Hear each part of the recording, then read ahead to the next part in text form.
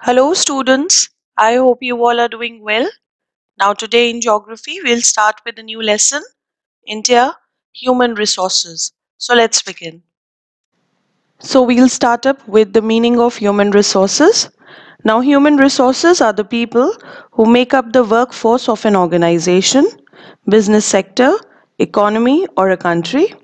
It can also be defined as the personnel of a business or an organization regarded as significant asset in terms of skills and abilities. People living in a country become human capital when investment is made in the field of education, technical training, and medical care.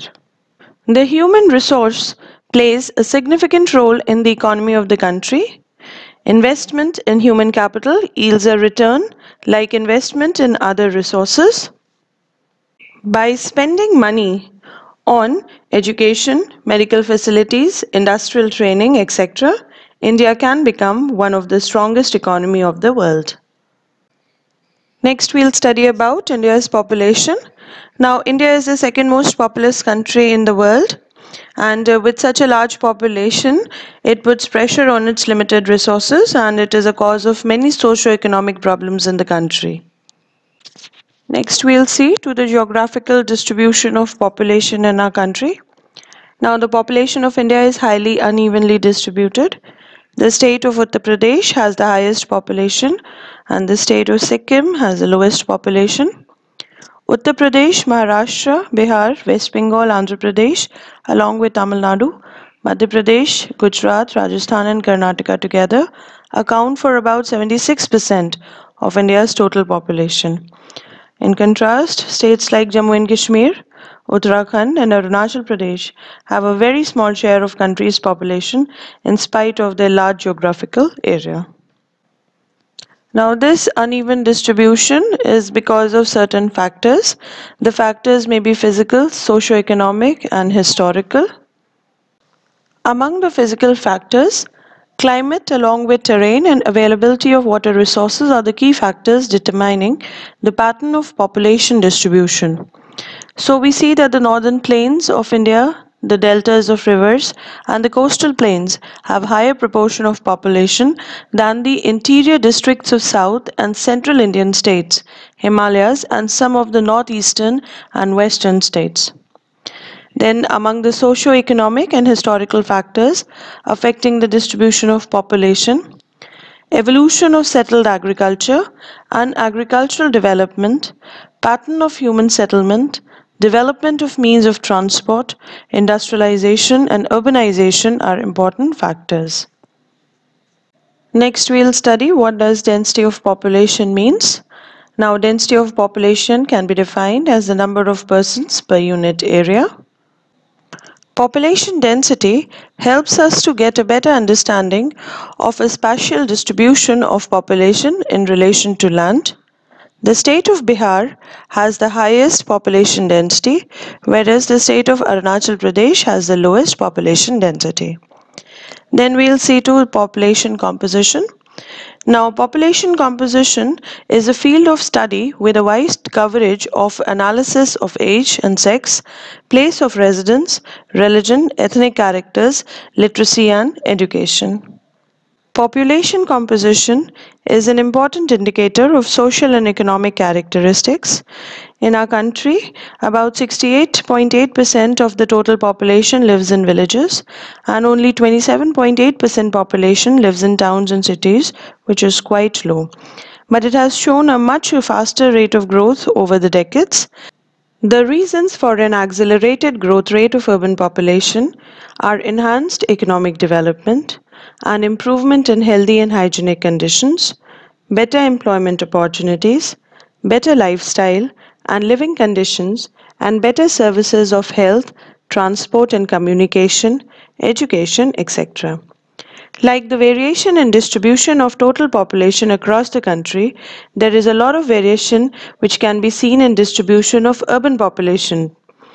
The pattern of urbanization at the state level is quite diverse, but one feature is common in economically advanced states, and that is high level of urbanization.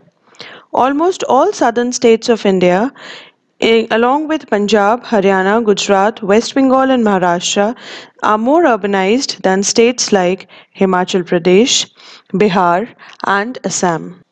Also, the degree of urbanization has remained low in the remote hilly and tribal areas of North and Northeast India, along with agriculturally stagnant parts of Middle and Lower Ganga Valley, Telangana, and non irrigated parts of Western Rajasthan. Next, we'll study about sex ratio. Now, sex ratio can be defined as the number of females per thousand of males in the population. The ratio is an important index showing the extent of equality between males and females in the society. The sex ratio in India has always been an issue of concern. It has always remained low due to following two reasons. First one is practice of female feticide and second one is female infanticide. Now, according to the population census, the two states of Kerala and Puducherry have the highest sex ratios, whereas the state of Haryana has the lowest sex ratio. Next, we'll study about health and education. Now, health and education are two indicators of human development in a society. Both are necessary for overall development of an individual and helping them to comprehend their social, political, and cultural environment in a better manner. Then, illiteracy or lower level of literacy is a hindrance in the socio-economic development of the society. Now, health can be defined as a physical, mental, economic, and social well being of an individual. It occupies an important place in the development of the society. Now, after independence, the health status of Indian population has shown remarkable improvement. This has been due to various government policies and development of health services. Under health, the wide range of activities covered are family welfare, drug control, vaccination, eradication of major communicable and non-communicable diseases, etc. Now, education is a yardstick for measuring the development of a country. It helps in eradicating poverty. For improving the literacy rate, the Indian government had started many programs like the Sarv Shiksha Abhiyan, Rashtra Madhyamik Shiksha Abhiyan, etc. The main aim of these programs is to provide free and compulsory education to the masses. The level of literacy of any country depends on the social status of women of that country, governmental policies, and provision of educational facilities. Now, the state of Kerala is the most literate state, and Mizoram ranks second in the literacy rate, but Bihar occupies the lowest position in literacy rate. Next, we'll study about skilled and unskilled human resource. Now, a skilled worker is any worker who has a special skill training, knowledge, ability in their work. A skilled worker may have attended a college, university, or technical school, or a skilled worker may have learned their skills on the jobs. Now, unskilled worker is a segment of a workforce associated with limited skill set or minimal economic value for the work performed. Illiterate and unskilled population is a burden for a country's economy, whereas literate, skilled, and healthy population is an asset which helps in transforming the economic condition of a country. For the development of any country, education and training are necessary because of the following reasons. Skilled individuals are creative and therefore get more job opportunities. Training and education increase the productivity of workers. It reduces the unemployment. Skilled and educated workers are better paid. This is the only way to reduce inequality between different groups of people.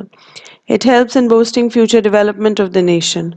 People are socially stable and have better standard of living.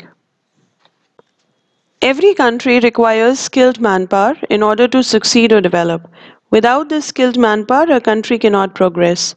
Though India has a lot of manpower, still it comes in the list of developing nations. India is suffering from the shortage of skilled manpower at present. India has only 2% of skilled manforce. The reasons for low percentage of skilled manpower in India are lack of vocational training, migration, brain drain, high school dropout rates, and wrong perception towards skilling.